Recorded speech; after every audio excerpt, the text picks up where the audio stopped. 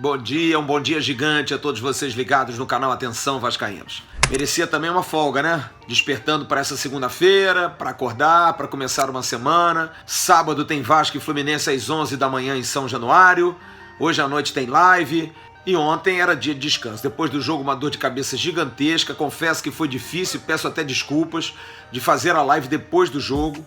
Muita dor de cabeça, muita irritação, muita chateação e, acima de tudo, um balde de água fria. Saber que o Vasco poderia ter vencido o jogo, porque ninguém garante que com 2-0 a vitória viria. O Grêmio poderia empatar, mas que seria muito difícil, seria.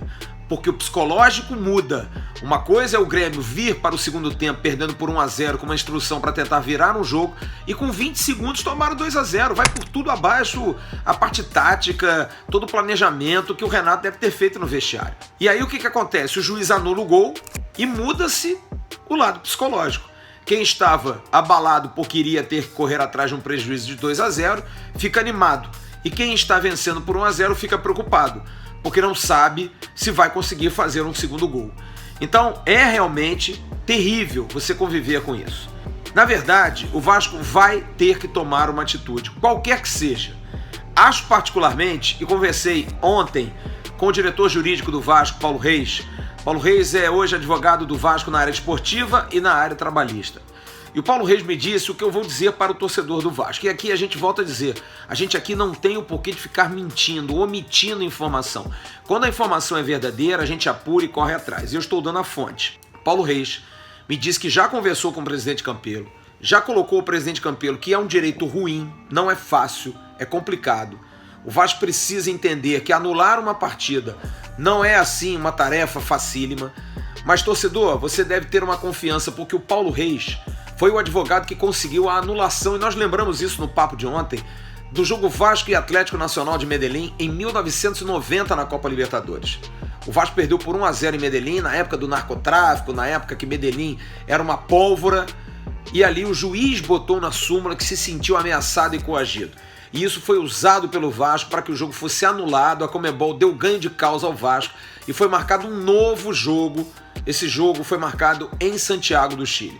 Na ocasião, o Bismarck estava em campo. O Bismarck jogou esse jogo. Ele vai falar daqui a pouco sobre o jogo também, sobre a atuação do VAR lamentável e a lembrança que ele teve também desse jogo. Mas o Paulo Reis me disse que vai tentar, de alguma forma. Cancelar o cartão é atrelado à situação do jogo, porque foi no mesmo lance. Não foi um lance fora do lance que originou toda essa confusão. Então não é um direito fácil, não é um direito que vai ser assim, nós vamos conseguir a anulação, tem que tentar, o torcedor fica irritado, como eu estou, como todos estamos. Mas aqui a gente tem que pensar com cabeça fria e, acima de tudo, dar ao torcedor a realidade dos fatos. E hoje a realidade é que o negócio não é fácil. O presidente Alexandre Campelo já está pensando em juntar os presidentes, chamar os presidentes de clube, tentar fazer uma representação junto à CBF, junto ao Leonardo Gaciva, para uma normatização, porque não está havendo padrão. E um exemplo, quarta-feira, Flamengo e Atlético do Paraná pela Copa do Brasil. O lance que Marcelo Cirino sofreu um pênalti, mas que foi anulado em função de uma falta do Marco Rubens, centroavante, em cima do zagueiro do Flamengo, Rodrigo Caio. Na ocasião, o Marco Rubens não tomou cartão. Por que o Rossi tomou cartão, sendo um lance semelhante, de uma falta no início, segundo a interpretação do VAR e também do árbitro? E para se saber também qual é o campo de atuação do árbitro, que o árbitro viu o lance, estava do lado, mandou o jogo seguir. Ele não tem autoridade dentro de campo para ver a falta ali e parar, não. Ele teve que ver ou ouvir alguém. O árbitro, ele sugestiona, ele é sugestionado pelo VAR ou ele pede ao VAR uma sugestão. Aí que tem que se entender. Então essa normatização vai ser cobrada sim pela direção do Vasco. O Vasco vai tentar tomar providências. Uma delas que eu posso garantir, esse árbitro não passa mais na porta de São Januário. Ele não vai apitar mais jogo e nem ficar no VAR. Esse árbitro, esse ano, não pode apitar jogo do Vasco, não pode ser bandeira, não pode estar no VAR, não pode. Ele não pode mais ir a São Januário, que o que ele fez foi um prejuízo gigantesco. O Vasco perdeu 3 pontos absurdamente.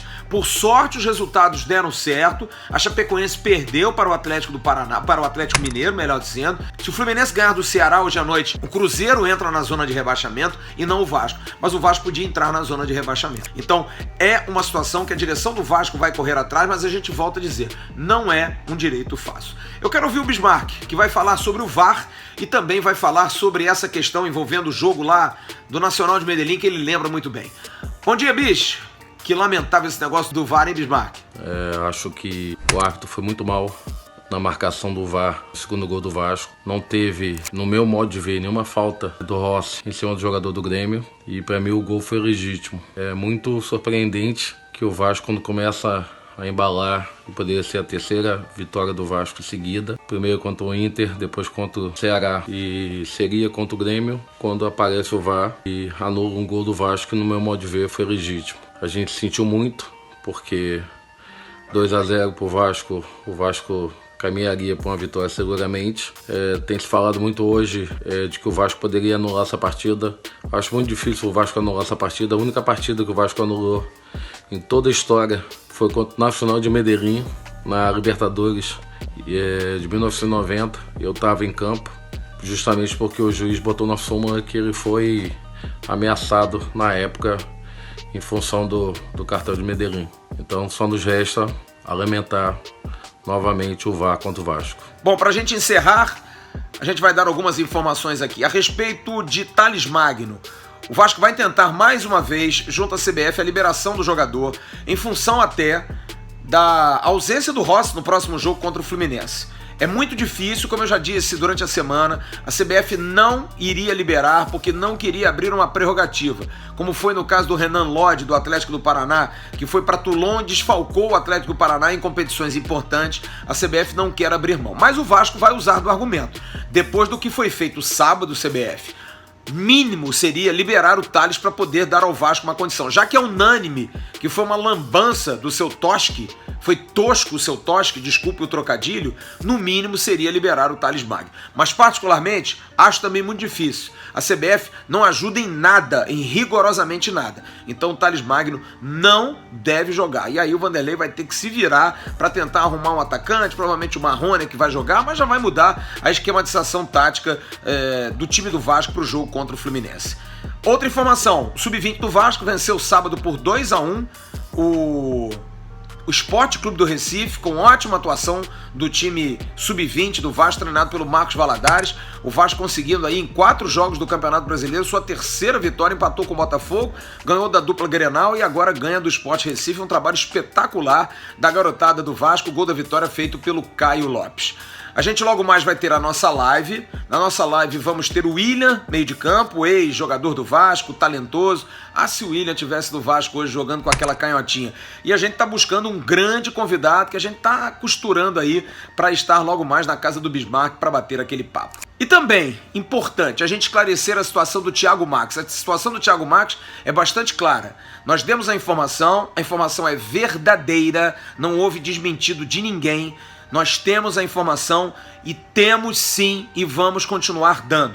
O que pode acontecer é um não fechamento do negócio. Isso pode acontecer, o jogador pode não acertar, o Vasco pode não querer mais. E a informação que a gente tem é que a questão externa, como disse o Emerson Rocha ontem, e a questão interna do jogador não ser conhecido, o torcedor não gostou, gente dentro do clube acha que, contratar um jogador assim não é legal, politicamente não é bacana, a imagem não fica boa. Isso pode estar atrapalhando. Isso aqui não é uma informação, isso aqui é uma suposição. Mas a gente acha que sim, porque isso pode estar atrapalhando do Vasco não querer fechar mais o Thiago Marques, mas que o negócio foi encaminhado, que houve contato com o atleta, que a coisa foi bem encaminhada, que Vanderlei Luxemburgo aprovou. Gente, a gente não tem o porquê mentir nesse momento para vocês. Se você quiser acreditar, se você acredita no canal, pode dar. Mas não fechou, é fake news. Não, fake news não é especulação. Ninguém do Vasco até agora disse, não, o Thiago Marques não foi procurado e não interessou em momento nenhum. Se disser, a gente vai confrontar a informação, porque a informação que nós temos é de gente fidedigna, de fonte fidedigna, falamos com o atleta, falamos com pessoas ligadas ao atleta e não temos porquê de mentir. Agora, se não contratar, tudo bem, alguma coisa aconteceu para não se contratar. Agora, o certo é que o Vasco precisa contratar. A informação que nós temos é que realmente há uma necessidade de ter um jogador talvez mais pesado, talvez de mais nome. Isso sim influencia.